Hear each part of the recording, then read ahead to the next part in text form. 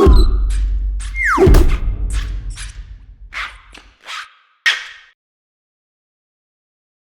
everyone, welcome to another Good e-Reader comparison video. My name is Michael. This is Peter. We have the Kobo H2O on your right and the Amazon Kindle Voyage on your left. These are the two latest high-end e-readers currently on the market, and it's going to be a good holiday season if you get either of these devices under the tree. Peter, give us an introduction to the hardware. This e-reader, the Voyage, looks very different than any other e-reader before. It's got nice little lines and dots. These are page turns forward and back depending on what hand you are. There's nothing on the left, top, or the right.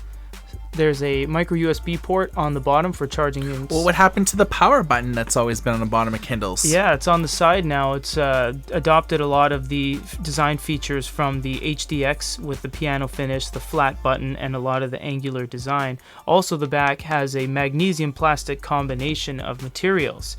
The H2O is very large, very thick, sunken bezel, nothing on the sides. The top has a power button.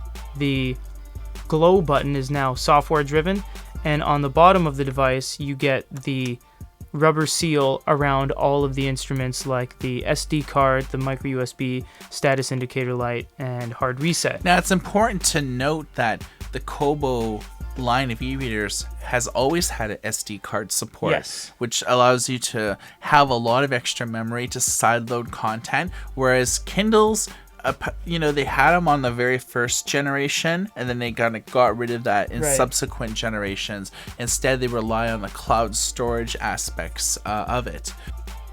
Kobo has always had Wi-Fi enabled e-readers. Amazon has also offered Wi-Fi e-readers, but you actually pay the extra money to have 3G to allow you to buy books on the go while you're outside of a Wi-Fi area. You notice there's ads on the bottom. That's because you can actually subsidize the cost of the e-reader by purchasing a special offers edition. This shows you ads on the home screen as well as on the standby screen. And you can remove these by paying $20. With Kobo, there's no ads by default. There's no ads actually at all. And you can look at the main menu here.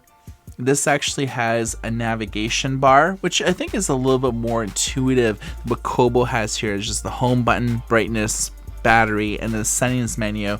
The Kobo home screen is fairly dynamic, depending on what books you open, or if you access the web browser or something. All of these little things will appear on your home screen. So the regular things that you do will be at the click of a button, rather than having to go library, book, open book, or go to settings, open up the web browser. The web browser is just on the home screen because we always access it, which I think is cool. With the Kindle, the only thing that really changes on your home screen is the ebooks that you add. You can kind of scroll between the different books, and Amazon does have a cloud storage option. These are books that we've purchased using our Android or using Kindle for iOS. So this is what both screens look like. They both kind of have the cover art here. They present it in different layouts, but you can see that Kindle on a smaller screen could actually pack more data here in terms of books, newspapers, monthly deals, exclusives, whereas Kindle only has like 5 options. And if you want to see more, it's like, well, what do I do? You actually got to click see all to see the top 50. But when you're actually going to the Kobo store to begin with, that's where you see most of the options recommended for you, categories. Instead of having the categories on the main home screen for the store, you kind of have to do a little bit of a runaround. We have Gone Girl, the novel, loaded on both of these devices. You can see with the Kobo, having a little bit of a larger screen allows more text to appear, which is, I like that. Yeah. Being able to kind of fit more text without it looking all clustered together. We did about as much as we can do getting the same margins, the same line spaces. We're using the same font. So we got this looking as close as humanly possible, mainly because with Kobo, they have sliders and that's how you control the font size. So we've heard there's about 2 million combinations that you can employ, various sliders. Whereas with Kindle, you have your font size, you have a few different font options.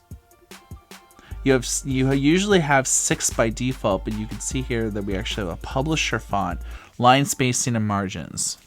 We have slider bars, so you have a lot more customization. We also have advanced, which allows you to make changes to your text and have a before and after look of what it's going to look like, what you have on your screen, and after you click apply. We're not going to do that though, but it is nice that it has that feature. Both of these e-readers have a lot of flexibility and control over the ebook reading experience. Not only can you turn pages, and it's pretty well similar, but you can also press the physical page turn key or the page press key, but you do highlights and annotations as well. So you could add a note, make a highlight, you can share with your homies on social media, and you can click more, and you have a few more options here. Kindle has a lot more translations than the Kobo does. Yeah. You have search in book, Wikipedia, Google, highlight, add note. Pretty simple. Although the Voyage has pinch and zoom capabilities within a PDF and a little mini map to help you get around, the Kobo H2O is not as intuitive as that. There aren't really any pinch and zooms. Now you notice that the file is in the top right-hand corner. For some reason, I think Kobo has a PDF rendering engine problem. When you first open a PDF, it's always really zoomed out, really in this corner, and in order to zoom in, you have to press the center of the screen, press the control pad, choose your level of zoom, let go, let it go, let it go, and then you have to double tap. As you can see, it's just painful experience, and this is all real, live. We're not trying to fake anything. This is genuinely the experience that you're dealt with. So we finally have it to be full screen after it randomly turning a page. So now let's try to get there. So we'll go back here. Now we'll go to our level of zoom. We have the same mini map, which is rather nice, but suddenly it takes advantage of the touch screen. And it took 12 steps to get there. And now we have to let it render. Click out. Everything closes. Now we get to where we are. What we're going to do is wrap this video up, but if you want to see a nighttime reading test between these two e-readers, stay tuned to our YouTube channel, youtube.com/goodereader, and we're going to put these head to head to see how the glow light functionality works between these two devices. But in the end, I really think that the Voyage out of these two is probably the better overall investment. Now, it's not only because the screen's flush with a bezel and the PDF experience is better, but I do like the manual page turn keys. I do like the fact that being able to go into the Amazon store requires less steps than the Kobo store, but I do like the fact that Kobo does have an SD card. It is a waterproof e-reader. It actually is cheaper than the Kindle Voyage, and it has a bit bigger of a screen. Right. If PDFs aren't really a big issue for you and you're just buying ebooks, Kobo is available in more markets and more countries than Amazon is in, and you can sideload in your own fonts, sideload in your own books.